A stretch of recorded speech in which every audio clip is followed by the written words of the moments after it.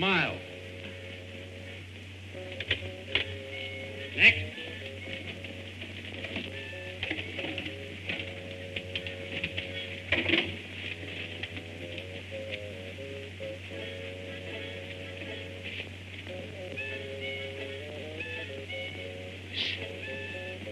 Smile.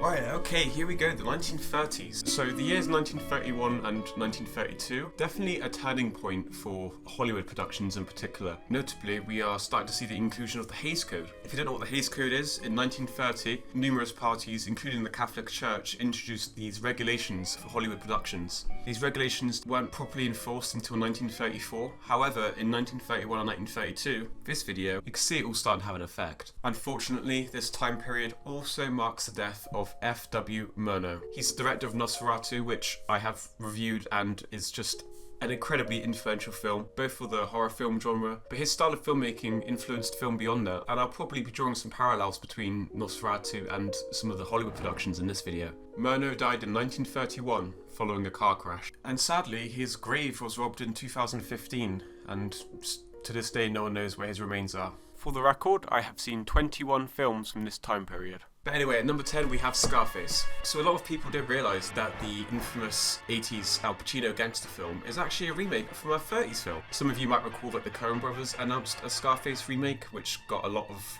hate and a lot of like, oh, it's a classic, you can't remake a classic, even though Scarface is a remake of Scarface. In case you haven't seen either of those films, the story is basically there's a gangster, Tony. He proves to the world that he can do whatever he wants, you know, he's the king of the world, and that's all well and good for him, but it also means that he's integrated himself into this just extremely violent culture.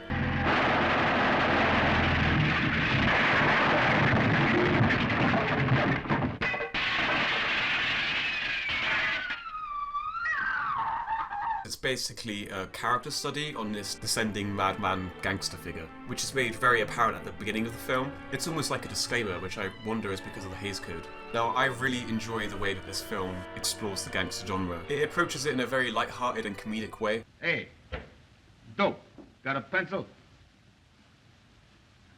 Oh, boss, I don't write.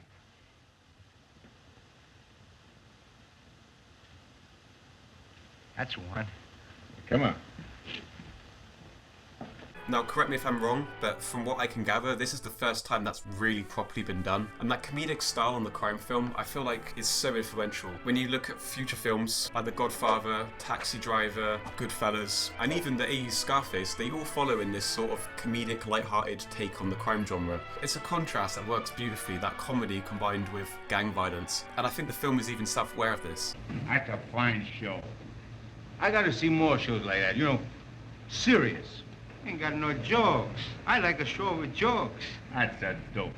What more do you want? Now, if we're doing comparisons with this and the 80s one, I haven't seen the 80s one for a long time. I was a kid when I last watched that. But from what I remember, I did really like the remake. I thought it was a lot more fleshed out and Al Pacino's performance was a lot more interesting than the performance in this film. I'd need to see it again to say for sure, but I think the remake's probably better. However, I enjoy a lot about this, such as the visuals, very impressive, very much leaning into the German Expressionism style, using lots of harsh shadows. This noir style that we see in this film sort of derives through a combination of German Expressionism and the HAYS Code, where now filmmakers couldn't explicitly show violence in the same way. They had to be creative with how they depicted these things. And you know, something like Nosferatu manages to imply horror through the use of lighting and shadows, and so Hollywood started to adopt that German Expressionist style to imply things they weren't allowed to show anymore. That's a pretty prominent characteristic of 30s Hollywood, and I feel like this is just the beginning of that. You're just starting to see the style form here. But already apparent in this film is that just kinetic camera work, like I said, heavy shadows, just the types of shots. This might not be the very first of its kind, but it's definitely one of the first times where I feel like it's beginning to feel fully formed. This film isn't perfect, it's pretty dated in places, it can drag in places. The ending's really good, but probably not as good as the remake's ending. But even so, the comedic take on the crime genre, that noir visual style, style. It's just super impressive to see all these things in one film, and I would argue that this film kickstarted a new genre of Hollywood productions. At number 9, we have Frankenstein. Do I really need to introduce this film? Mary Shelley, mad scientist, building a zombie thing out of human parts. Everyone knows the story, really, and that is where the film is let down, in my opinion. Though it's overall very well made, and I'll get to that in a second, but because the story is just so famous, so kind of generic now, really. Like, I've seen Frankenstein done so many times. It's sort of been reimagined so many different times that I don't really care about the original version at this point. Like, for example, I would much rather rewatch The Brain of Morbius from Doctor Who, which is basically Frankenstein meets Doctor Who. It has more interesting original ideas going for it compared to Frankenstein. I do obviously understand the significance of this being the first major Frankenstein adaptation, but it's just the book. It didn't really surprise me in any way. The film is slow-paced as it is, and I think knowing the twists and turns of the story really doesn't help. I'm just there like, oh, now this is going to happen, this is going to happen, it's Frankenstein. And you really believe that you can bring life to the dead? That body is not dead. It has never lived. I created it. I made it with my own hands from the bodies I took from graves, from the gallows, anywhere. Go and see for yourself.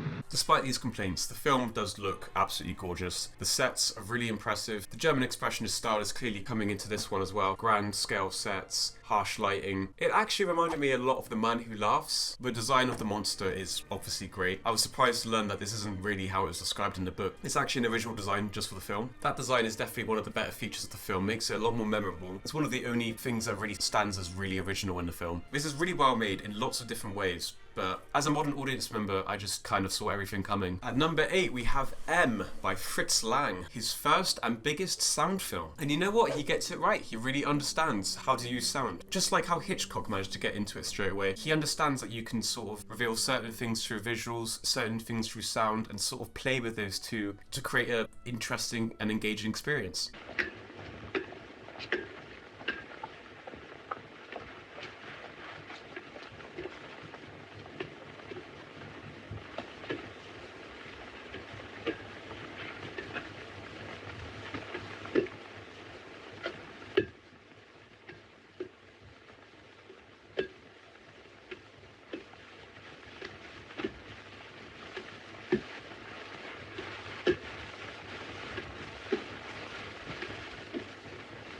Du hast aber einen schönen Ball.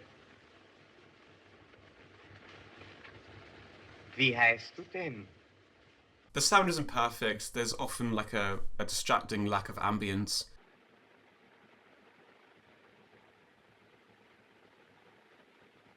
But yeah, overall, a good understanding of the format. So this film follows the investigation of a child murderer. The identity of the child murderer is actually revealed quite early on, and I'm glad for that because it just means that the attention of the film turns instead to the culture of Germany at the time. How these citizens would so quickly scapegoat different people. Jetzt musst du aber schnell nach Hause gehen. Wo wohnst du denn, mein Kind? Was geht denn das Sie an, wo das Kind wohnt? Ich... Bitte? Was wollen Sie denn von die Kleine? Gar nichts will ich. Was wollen Sie denn überhaupt? Ich muss doch gleich sehen, was ich von dir will. Lassen Sie mich doch los.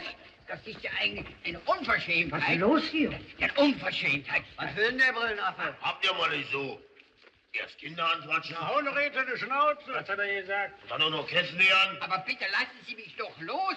Ich habe das Kind doch gar nicht angesprochen. Hat wohl die Kleine was schleppen wollen, was? Ja, und dann umbringen wie die anderen, was? Was ist das der Mörder? Ich bin Mörder. Halt mich fest. Just mass panic, mass hysteria. A very impressive analysis on scapegoating culture in Germany. And that plot only becomes more relevant now that World War II has happened and we've seen the rise of Hitler. By which point Fritz Lang had already fled to Hollywood. But yeah, the ideas that are being brought up here I think are really fascinating, really interesting, and a very different direction for Fritz Lang, who prior to this was just doing big historical epics, big sci-fi epics, all very ambitious, large-scale films. This one is ultimately a lot more reserved. Sure, the sets are still quite big and impressive, just all scaled down, all grounded, no special effects or swelling soundtracks. I don't actually think there's any music in this. I think that was really the right direction for Fritz Lang. Scaled it all down, stripped it all back down to the basics, and created a grounded, dialogue-heavy story. All that tension and build-up towards the last act was very exciting and very interesting, but the last act I felt was a bit underwhelming, really, given all the ideas and philosophies that you've sort of outlined in this film.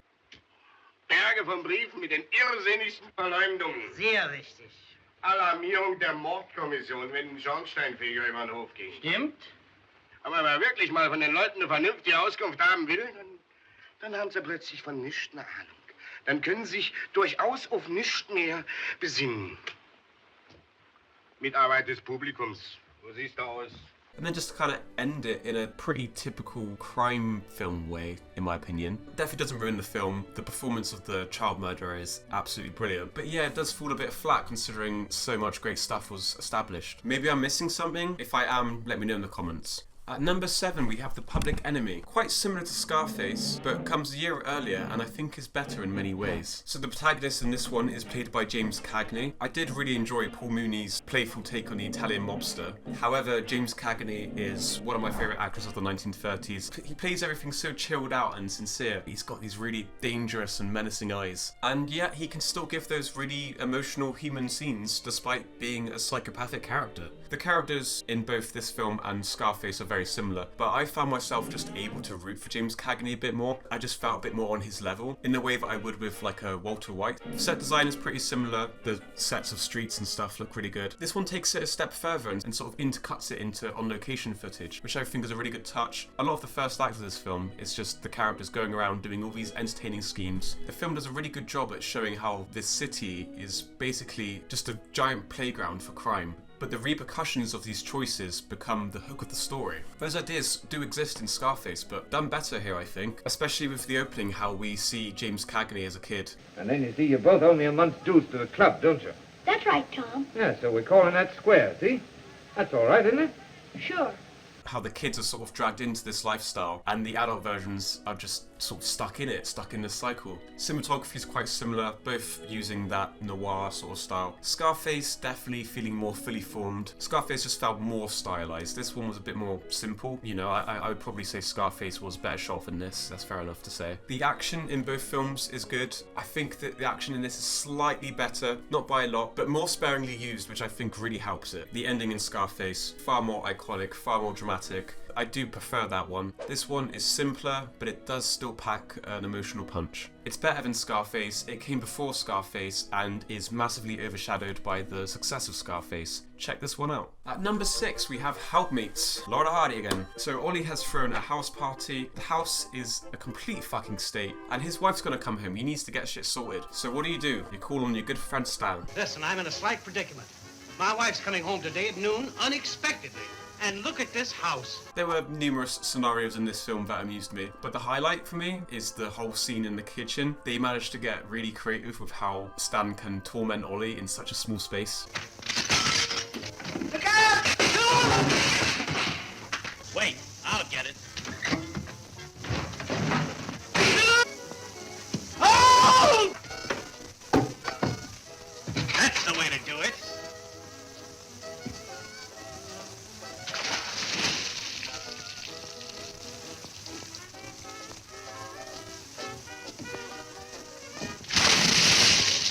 This film has more of a focus on the relationship between Stan and Ollie, which I really enjoy. The first act of this film is basically just conversations between the two of them, which I think really reinforces their slapstick dynamic and just adds more comedy to it. Now you wash the dirty dishes while I go in and get dressed.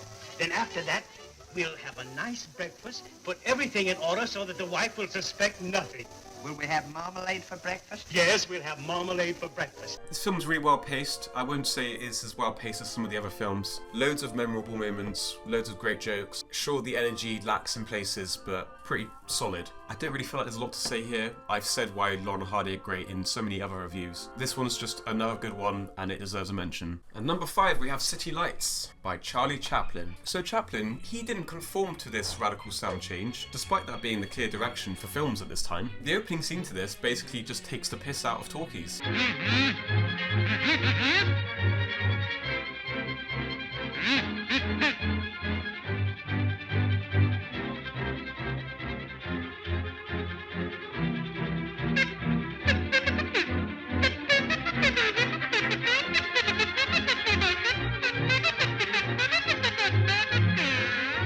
Obviously sound is a great thing, but I kind of see where he's coming from. Some of the films at this time, they can kind of sound like that. They do sound a bit tacky. I think this joke was pretty spot on, considering the climate at the time, and I respect Chaplin's refusal to adapt. He stuck to his guns, and I like that. So the plot is basically Chaplin saves his drunk man who tries to commit suicide by throwing the rock in the water. I've seen this exact same scenario done in Laurel and Hardy, but I didn't realise it was done here first. Laurel and Hardy, I think, expanded on it and made it better. After that, Chaplin and the drunk, they go out to celebrate their new friendship. Again, I was noticing a lot of parallels to Blotto, so I think Chaplin must have took from Blotto. I can't say for certain that is what's happening here, but it kind of looks like these guys inspire each other, and I like to see that. Alongside all this, Chaplin has fallen in love with a blind woman, meaning that she can't pass the same judgment that society would pass on to Chaplin. Chaplin uses this to his advantage and has her believe that he's a rich man through numerous different schemes and exploitations of his new rich friend. The meaning behind this story, the message of the story, it's not quite as clear as something like The Kid, where the social messaging in that film was very poignant and clear. There's definitely some social messaging present in this film, with different depictions of class and themes of judgment and things like that. But what it all actually means is left pretty ambiguous, especially after the ending. I personally prefer the concise nature of something like The Kid, but at the same time, I understand that Chaplin was trying to separate himself from that. If you're not going to start making talkies, you've got to be innovative in some way and you've got to do something different. So I think if he did something like The Kid again at this point, people would probably have just seen him as someone who can't move on with the times. He needed to do something different here, he needed to change it up. And it really pays off. He does manage to do an interesting new silent film for this time period. At number 4, we have Pardon Us, the first ever Laurel and Hardy feature film. And when I say feature, it's still quite short, but you know, not 20 minutes is what I mean. I think this film makes great use of this longer format. The opening is great, it's just them getting ingredients to make beer, and then they end up in jail because they're selling beer. That could have been a good short in itself. And then we get to see how Laurel and Hardy cope with prison life. The new men are here, sir.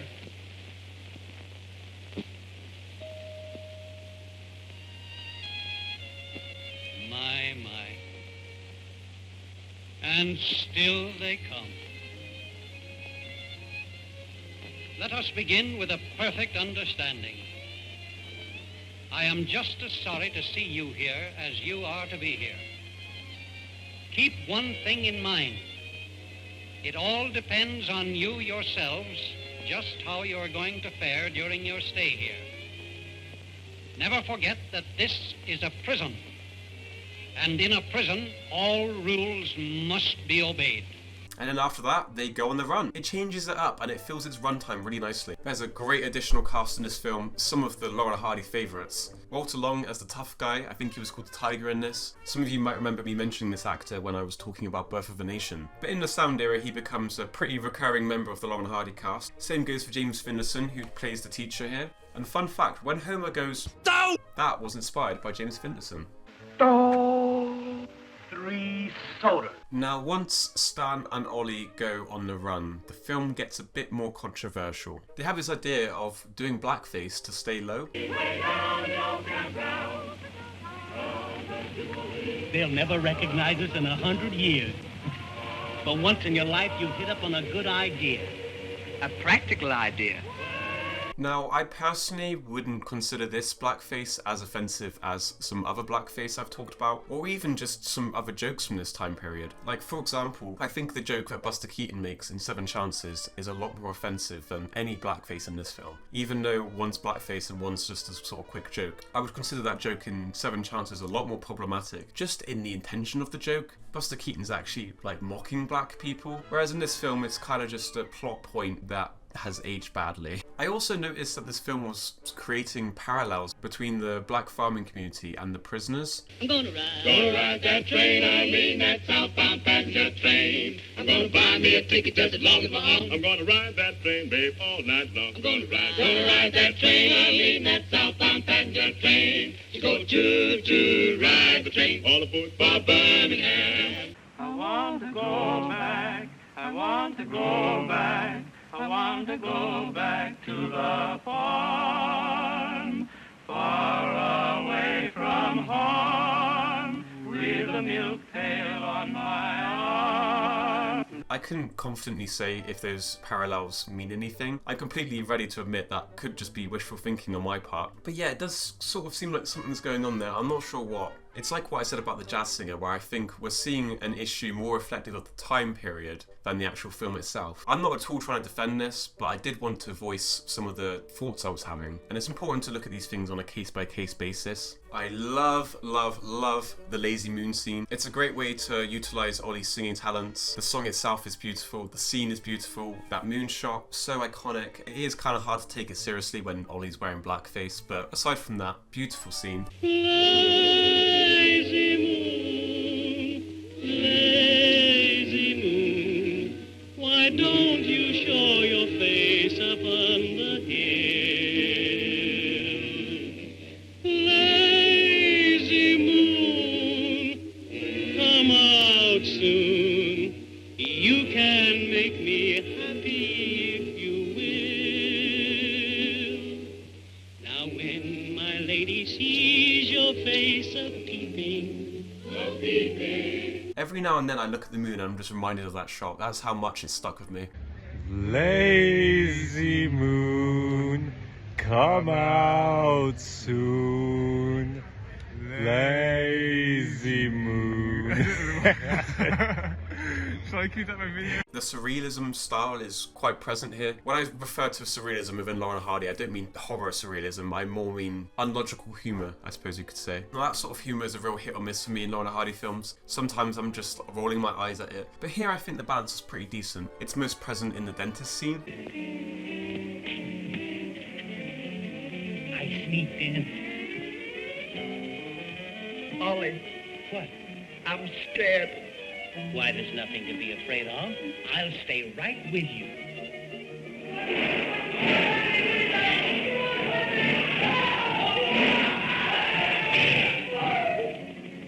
Come on, you're next. No. Come on. You won't hurt me, will you, Doctor?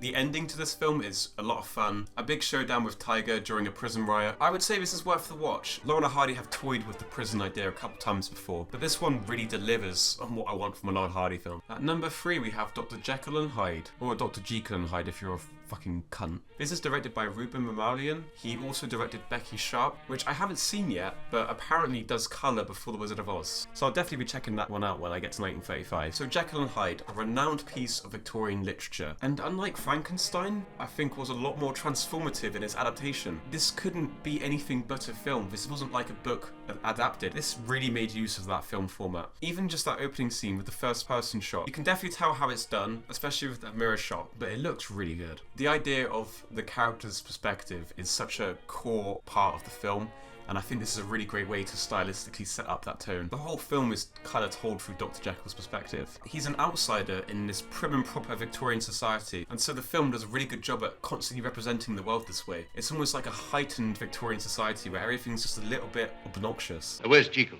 He stayed to perform an operation. Oh, isn't he coming? He will be in after dinner. He asked me to make his excuses. I hope the patient is worthy of Jekyll's attention. A woman in the free wards. Free ward? Jekyll gives entirely too much time to his charity patients. No, I love him for that. Nonsense, my dear. He ought to come down to earth. That philosophy is taken that one step further by sort of drawing parallels. So you have shots of something that's good, shots of something that's bad, and by representing them the same way, they're sort of portrayed as equal, and it's very thought-provoking. So for example, there will be intimate close-ups for a romance scene, and then again, intimate close-ups for a sexual assault scene. The film is planting you right in that character's mindset. If I understand you correctly, you sound almost indecent. What names you give things. Oh, why aren't you frank enough to admit that other, that indecent self in you? No, you prefer to hide it, pretend it isn't there. We have to accept certain things. I don't want to accept them. I want to be clean, not only in my conduct, but in my innermost thoughts and desires. I really liked that choice, but then the film almost ruined it. Certain decisions here that are being made to make it very clear as to what's going on. Showing a romance scene and a sexual assault scene in the same way is perfect, that's enough. You can read it and you can understand it. But by just doing the wipe thing and showing like it's two halves, one half's evil, one half's bad, it's way too obvious and it's completely eradicating any sense of rewatchability there. If it just stuck to using shot types and narrative to convey these ideas, then I would have been left with a lot more to contemplate. I do want to point out that I haven't actually read the original book. I know that both the book and the film are set in the Victorian era. I can't really be sure whether this film exaggerates Victorian times or whether the book already did that, but it certainly felt like it was matching the way that the character viewed the world. The higher class are comedically naive, the working class are more brutal but honest. It's quite similar to science fiction, really, exaggerating societal structures in a way that draws out the social messaging. I can't believe I've only really mentioned the first person sequence. Like, there's a lot of interesting camera work going on here, a lot of life and a lot of energy. The transformation effects were really ahead of their time. They use this trick where they sort of switch lenses to reveal the makeup.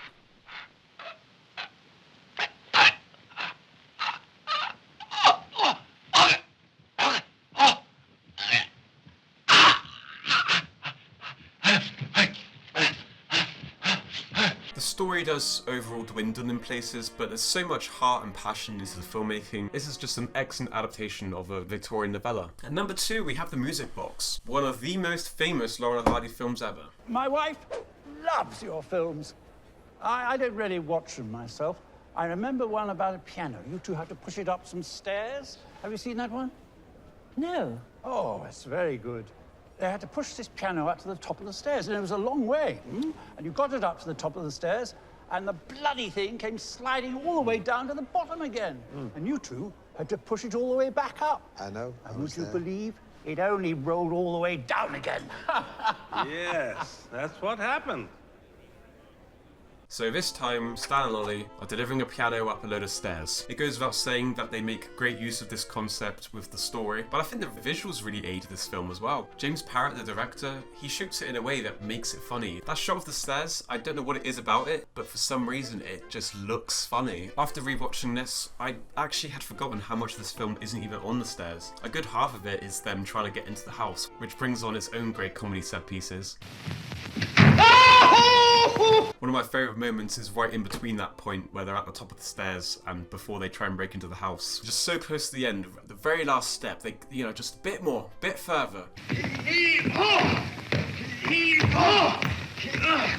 Ollie, what? I can't make it. Don't weaken now. We've only got a couple more steps. Now both together. Heave-ho! The last sort of 5 minutes or so of this film is a little flawed. Wrapping this film up a little quicker might have helped the film a bit, in my opinion. I prefer other shorts, such as Bratz, but there's a reason this is so famous. It completely deserves that recognition. If you've never seen a Laurel and Hardy before, I would probably say this is the best place to start. And at number 1, we have Freaks. This is directed by Todd Browning, who also did Dracula, which despite being from this time period, did not make my list. I wasn't particularly keen on that, but I won't get into why. So we open in a freak exhibition, and he's showing his prized possession, his freakiest freak.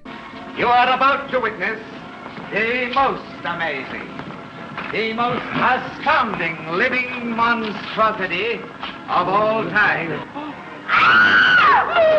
We can't see it. I want to see the freak. Why can't I see the freak? And just as you're wondering that, we go into a flashback and we get to see how this freak came to be. So this whole flashback is the main substance of the film. To put it simply, the story is that a woman is exploiting these freaks in different ways. Most notably the man who has this condition where he looks like a child, and so she's kind of taking the piss out of him, manipulating him.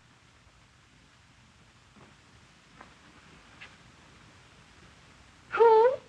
It's Hans. Oh, my darling. Your basket of fruits was lovely. But I am taking a bath now. Can't you come back later? Yes, Fräulein. Oh, thank you, dear.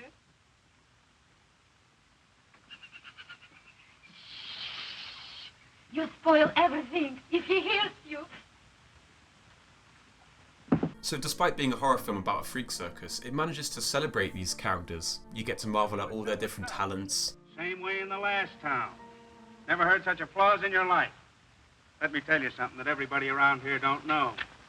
We're only killing time with this circus. We've got bigger time to follow. But also you get to sympathize with them and sympathize with the struggles they face. Freaks! Freaks! Freaks!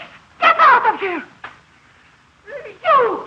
Now this is the definition of a product of its time. These issues aren't really present in the same way these days. It was at a time where these people would be mistreated in this way, exploited for the circus, and then this film offers more than that. I will admit, a lot of the drama in this film, it can feel quite melodramatic, quite theatre-y, but it's all worthwhile because that ending, it's so fucked up, it's so satisfying, and there's a lot of different character moments throughout the film that just save it. It's such a massive shame that some of this film is missing. There was originally a scene where they actually turned the normal woman into the freak, but because of this Hays Code bullshit, it was deemed far too inappropriate for audiences, so it was just scrapped and is now missing forever. The ending shot is also disturbing, it's really cool and really satisfying, but still, what a massive shame. It would have been so great to see all her limbs pulled off one by one. Right, that's me done. That's the top 10 films of 1931 and 1932. I'm damn excited to do the 30s. Very interesting period of film history. Can't wait to do more. I won't say much more because I've been speaking for the last hour and my mouth is starting to hurt a bit. But yeah, I am stoked for the 30s. I hope you are too. And yeah, join me on this journey. Thank you for watching.